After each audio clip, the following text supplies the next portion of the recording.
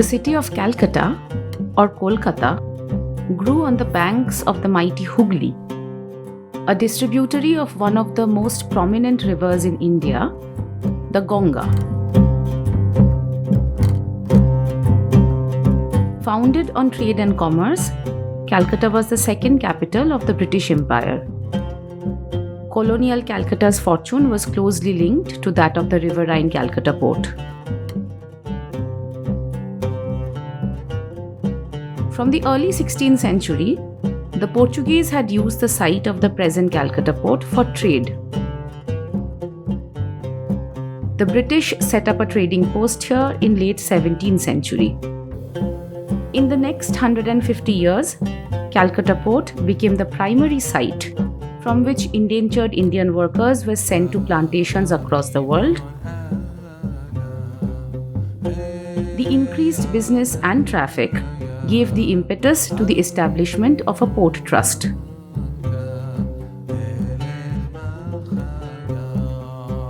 Calcutta Port is at the center of our film, City of Transit.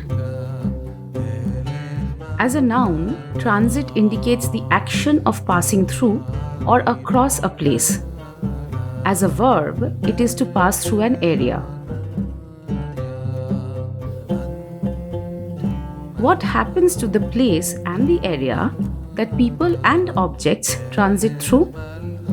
We tell 4 interconnected tales of indentured workers sailing the high seas, trading famine-like conditions for servitude, of lascars renting homes around the port to get a job on the ships. Often, it would be on the same ships that carried the workers.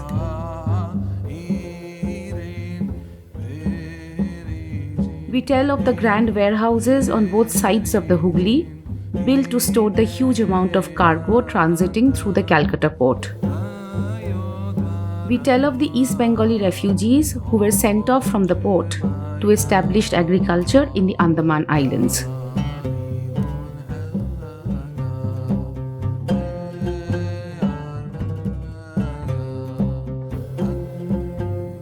In 1833, slavery was formally abolished in the British Empire. The formerly enslaved persons could remain attached to their employers under the apprenticeship system, which also ended in 1840. The end of this ghastly system of exploitation also resulted in a shortage of plantation workers across British colonies. With increasing pressure from plantation owners, a system of indentureship was started where Indian workers would be sent to other British colonies to work in plantations. Workers were sent all across the globe to Mauritius, British Guiana, Natal, Jamaica, Trinidad, Fiji. They were also sent to French colony Reunion and Dutch Suriname. Poverty and famine-stricken India generated many coolies or girmitiyas who travelled to such distant lands. The word girmitiya is derived from the English word agreement. Agreement to work abroad for 5 years in exchange of some money and perhaps land.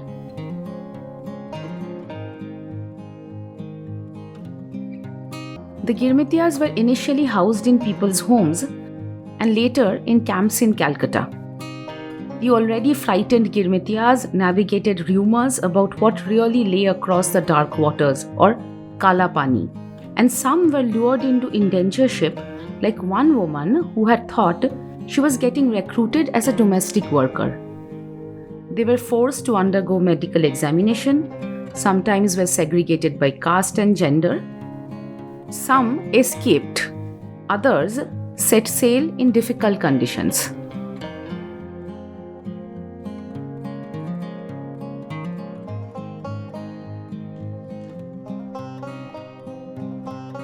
In Suriname Ghat today, there is a memorial to these pioneers who traveled to the farthest corners of the empire on ships such as Lalla Rookh.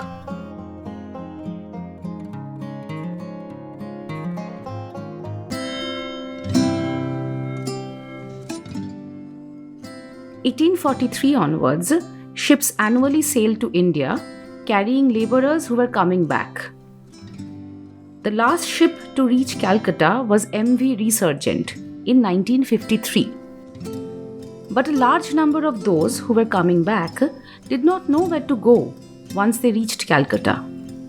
Banarasidas Chaturvedi, a social reformer of the early 20th century, estimated 1/5 of the returnees were stranded in Calcutta, the names of their villages long forgotten. When indentureship was abolished in 1920, many infirm and destitute returnees remained in Calcutta, 2,000 of them around Metia Buruj. They were living around the docks and in shanties near Babughat in the 1950s after the last ship docked. The city was already hosting refugees of the partition of British India, and many returnees must have been part of their informal settlements. Some landed up in a destitute home called Refuge at Bou Bazar, now Bibi Ganguly Street. What happened to these returnees and their descendants? Perhaps multiple movements and migrations washed away their traces from this shore. Only the memorials near the dock remain.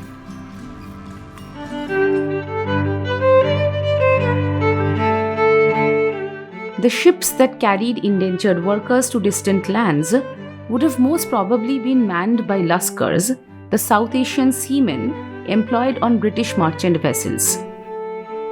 An informal system of recruitment to the ships was overseen by the Sharing, who ensured a steady flow of young men from his village or district.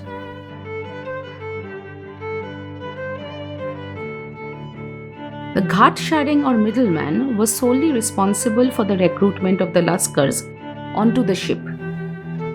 British officials considered them problematic intermediaries and negotiators, called them insurmountable bars, exploiting both the lascar and the recruiter. Both Calcutta and Bombay ports were recruitment sites for lascars. The Calcutta ones were usually paid even less.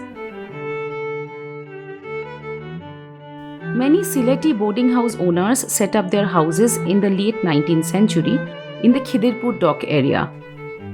One of them was Ayanullah, who used to house up to 35 Sylhetis in his house. They would help the lascars find employment and sign agreements. The young men often needed to borrow money from the village to reach the city, and from the city till they got a job. The debt cycle would be most exploited by the bariwala, charging them excessive rent and interest on credit. The Seamen's Union in Calcutta, led by Aftab Ali, managed to stop these excesses of exploitation. According to his contract, a lascar could only be released on an Indian port. But 1920s onwards, many ex-lascars started to settle in London and other port cities. Some would have broken their contracts and become deserters. Caroline Adams collected the memories of many such lascars settled in England. They remember arriving in Calcutta in the 1930s, taking the tram and the greens of the Maidan. They saw the racecourse and the dock houses and, of course, the lodging houses at Khidirpur.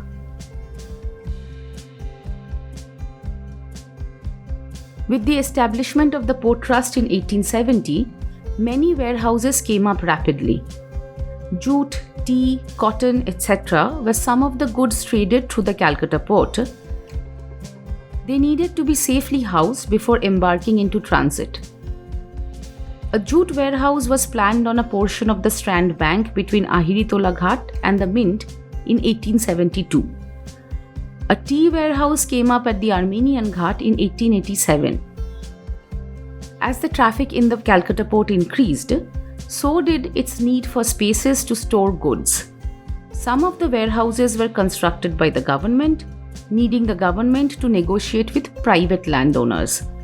The others were built by private agencies and individuals. Inside the warehouse, goods would be loaded and unloaded. They would also be properly measured. Sometimes, the measure would even give birth to disputes. The area on both sides of the river became a hub for internal migrant workers, marking the space with their bodies, their food habits, their language, and their destitution. Today, the mighty warehouses on both banks of the river are crumbling. The ghats attached to them have fallen in disrepair. But the neighborhoods continue to teem with the descendants of the migrant workers, carrying loads on their heads and shoulders, making the business district buzz with their bodies.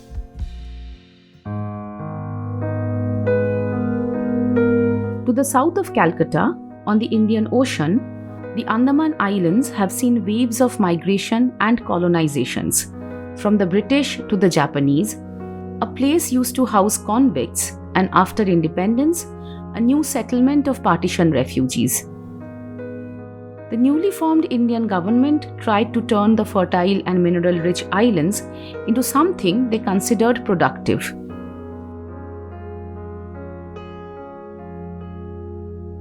After 1947, the Hindu partition refugees from East Bengal were encouraged to go to the Andamans. They were promised free one-way passage to the Andamans, 10 acres of cultivable land, no taxation for first 2 years, 2 oxen for the plows and 1 milching cow, seeds and utensils required for cultivation, timber and required tools for house building, cash incentive of Rs 30 per adult, and Rs 15 per child for first 9 months at the rehabilitation site. Because Chakrabarty was a recruiting officer in the refugee colonies, we find this information from his memoir. Over the years, the scheme became popular among the refugees. A 2007 fieldwork shows the former refugees emphasized their own agency and choice in deciding to come to the Andamans. But not every refugee could and would be sent to the Andamans. The government primarily needed cultivators and persons with other technical skills, such as carpentry. People from marginalized castes, such as the Nomoshudros, were therefore chosen. Chakrabarty remembers looking at the palms of the refugees' hands to determine how callous they were. The harder the palm, the more suited they were to manual labor. They were settled primarily on Middle and North Andaman, with some families in Havelock Islands, Little Andaman and South Andaman as well. Between 1949 and 81, more than 3,000 refugee families were settled in different parts of the Andaman Islands, very few of which were ever granted the permission to return to the mainland.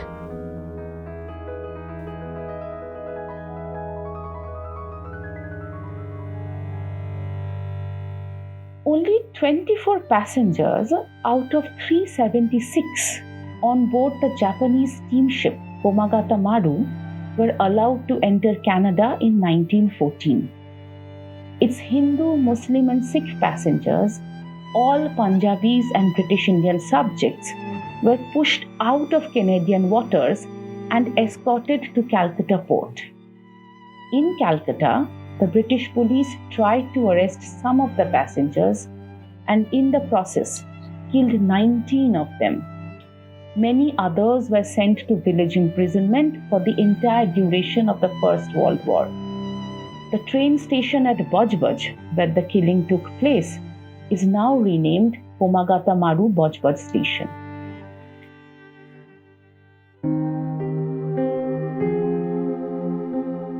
It was around the Khidirpur dock area that women sex workers congregated, catering to increasing demands from foreign sailors and soldiers. These sailors and soldiers would lodge in Khidirpur while their ship was docked. The sex workers were almost always migrants, Europeans, Eurasians, and natives. Calcutta sex workers in the present day are also almost always migrants to the city.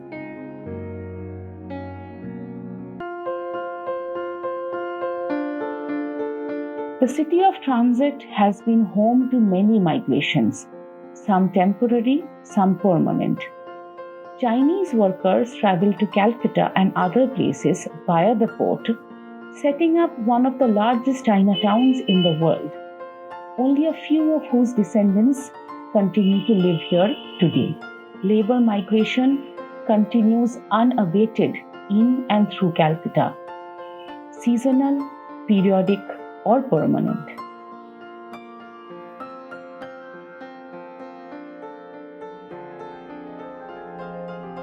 This was the story of the city of transit. The Calcutta Port continues to be a crucial part of the city, a transit point for coal, iron, petroleum products, chemicals, plastics, fish, and jute.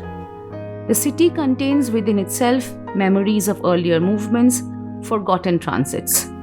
The descendants of the indentured workers, the memories of the lascars, the ruins of the warehouses, and the trauma of the partition refugees all come together to create the city of transit, the migrant city.